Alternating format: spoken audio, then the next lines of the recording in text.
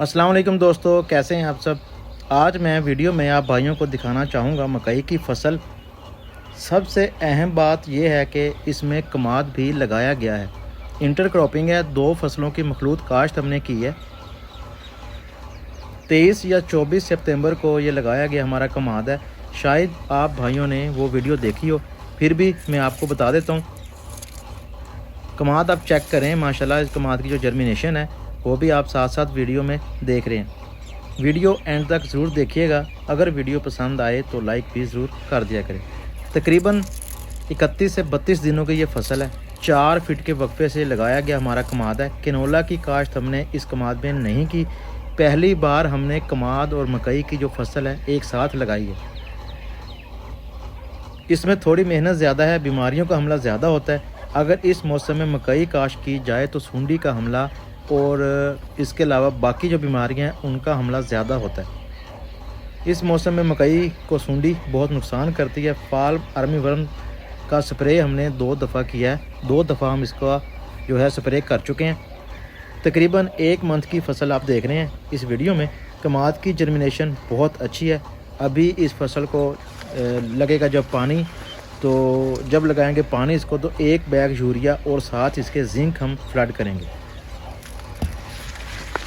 ये मकई हमने जल्दी जो तैयार होने वाली वैरायटी है, जो साइलेज के लिए जल्दी तैयार होने वाली वैरायटीज़ होती हैं, तो वो हमने लगाई है।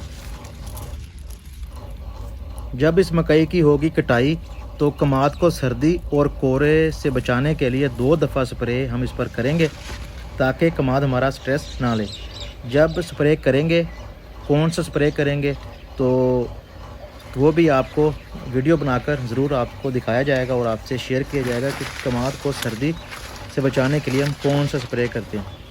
खेलों की दोनों साइडों पर ये हमने जो है मकई लगाई थी।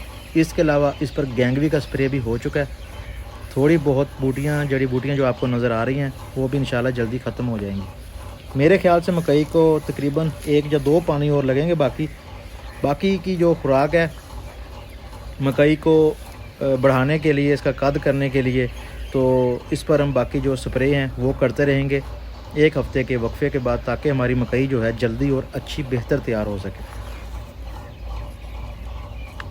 बाकी कमाद ये आप देख सकते हैं, इस पर भी थोड़ा बहुत बीमारियों का हमला है, तो स्प्रे करने के बाद इंशाल्लाह ये भी ठीक हो जाएगा।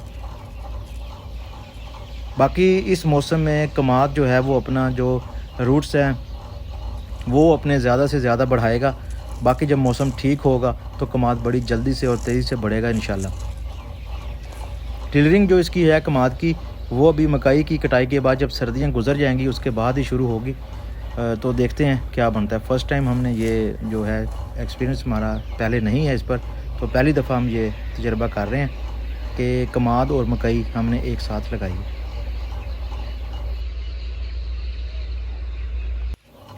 कमाद की जर्मिनेशन देखें, माशाल्लाह बड़ी ज़बरदस्त है। ये वैरायटी J16 639 है। सिर्फ 2 एकड़ पर हमने ये वैरायटी लगाई है बस। इसके अलावा बाकी हमने दूसरी वैरायटीज़ जो हैं वो सितंबर काश्त कमाद में लगाई हैं।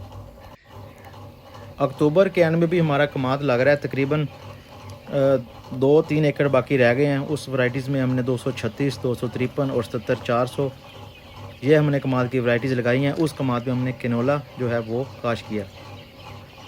तो शायद इसके अलावा शायद 1 एकड़ में हम जो चने की है वो काश्त करें, चना लगाएं, हम इंटर क्रॉपिंग करें कमाद प्लस चना।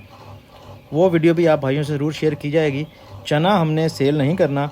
अगर चना कामयाब हमारा हो गया तो चने का भूसा और चने, ये दोनों चीज़ें हम अपनी बकरियों में जो है वो उनकी खुराक में इस्तेमाल करेंगे। जैसे जैसे मकई बड़ी होगी कटाई तक आपको दिखाते रहेंगे। मौसम ठंडा होने की वजह से शायद दाना कम बने, लेकिन फिर भी जो भी होगा बनेगा इसका साइलेज ही।